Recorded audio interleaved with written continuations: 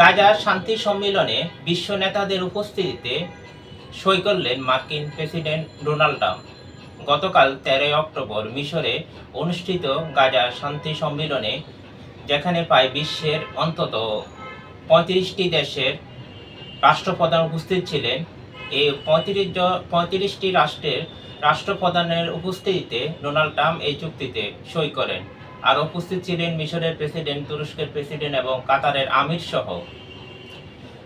এর আগে গত শুক্রবার হামাস এবং ইসরায়েলের মধ্যে যে শান্তি চুক্তি হয়, এই চুক্তি বিনিময়ে হামাস 20 জন ইসরায়েলি জিম্মিকে মুক্তি দেয় এবং তার সাথে 4 জন মৃতদেহ জিম্মি যারা মৃত্যুবরণ করে এমন 4 জনকে ইসরায়েলের কাছে হস্তান্তর করে।